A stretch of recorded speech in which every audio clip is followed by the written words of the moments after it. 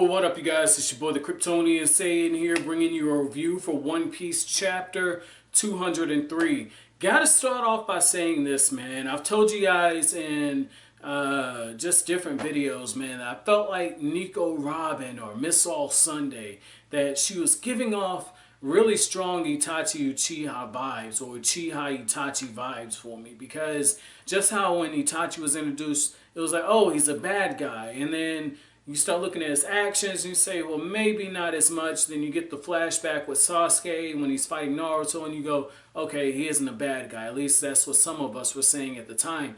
And I'm getting the same vibes with Nico Robin, right? So the chapter starts off where the last one left off, and we get a, well, not where the last one left off, but a little after the events of Luffy passing out, okay?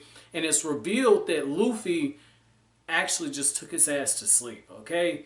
And I thought maybe it was some blood loss or anything. I think he got a little dizzy, and Luffy just said, oh, the sleepy train's coming, time to go night-night. Like, I think that's more of what happened, and he got his strength back. But the thing is Miss All Sunday, she reads the poneglyph, and she's like, oh, shit, okay, well, this is interesting. Then that's when Crocodile shows up, and Crocodile's like, I need you to tell me what's on this, Robin. And Robin starts giving him a fucking history lesson, okay? And at first I'm thinking, well, maybe she's kind of just stringing him along because she's got her own motivations. Like I've told you guys before, that's the Itachi vibe I was getting, or the Saito vibe from Kenshin. You know, I was thinking, oh, something else is going on. He isn't just here to whoop Kenshin's ass. He's got to have another meaning. And that's what I was thinking here. And it turns out that's exactly what's written on the poneglyph. I thought that was pretty cool. And in a way, that's Oda just trolling the fuck out of us, because we were told that the poneglyph is going to lead to this super destructive weapon. And that's what Crocodile is after. And so when she's reading it and she's telling Crocodile and the reader what it says, she's like, the hell is Oda doing? So just a little nice little bait and switch right there. Normally when stuff like that happens, I have a little bit of a problem with it. Not so much in this, because this was very well earned in this case. Now, the other part of the reason why this was very well earned is you have to look at it from this perspective, okay? With less than 4 minutes to go, it wouldn't make sense to give Crocodile the one thing that he wants, like what he came to Alabasta to get, okay? For a villain, if the villain fulfills their complete purpose, whatever their end game is, it kind of puts the main characters in a bit of a bind, because in order for them to do that, they have to be so powerful that the main characters can't do anything to get in their way, or the plot has to be just working in their favor. That's one of the reasons, again, the Naruto references, I'm sorry, but that's a big part of the reason why Madara Uchiha and Kaguya Otsutsuki were so difficult to deal with, because they accomplished what they, or rather Madara accomplished what he set out to do. Infinite Tsukiyomi, he's like, I got that shit. Like, collect all the bee juice, like it took Obito like 20 years. Fuck that shit. I did shit in a couple seconds. Like, literally, he did everything that he set out as a villain to do.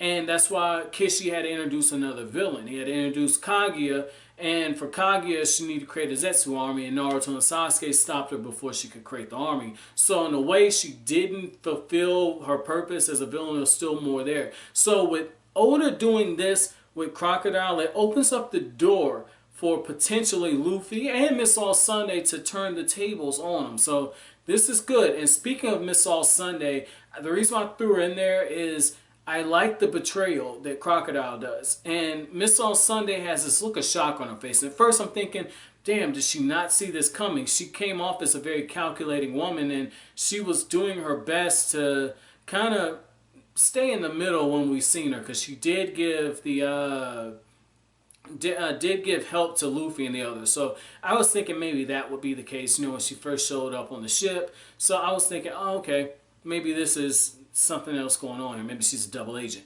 And what happened is Crocodile basically penetrates that bitch from behind. And I'm like, yo, are you serious, Oda?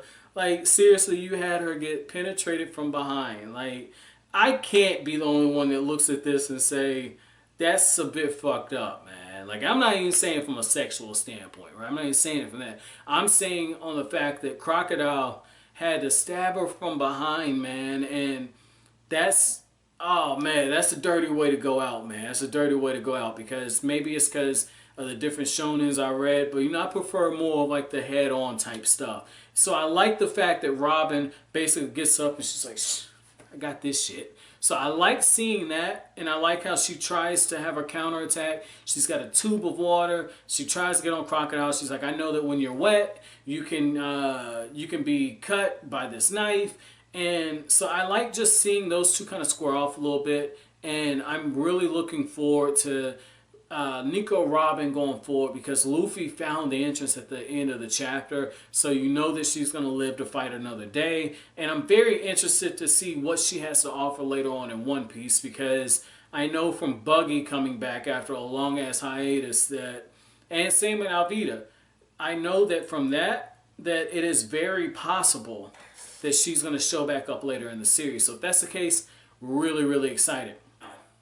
This one other thing that I do want to kind of touch on is Vivi getting this memory, okay? She falls down, she's bleeding out, not bleeding out, but like she's got the cut on her leg and she's bleeding from that sense. You know, leg injuries are tricky as fuck. I know that from personal experience. So I thought it was very interesting that when Vivi is bleeding, she's thinking back because she's frustrated. She's like, man, I gotta find this weapon. Where could Crocodile hide something that big?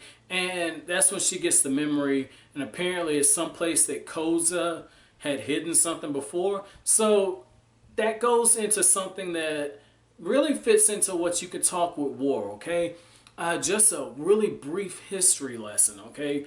A big part of the reason why America struggles now in Iraq and just in the different areas in the Middle East that they're in is because it's territory they're not familiar with. That's why they couldn't find Osama bin Laden in Afghanistan. That's why when they're in Vietnam, they're just getting their asses kind of, you know, fucked up, okay? And then by extension, when Britain came to America and tried to fight on American soil, the Americans had the advantage because they knew the terrain. So I say that to say this.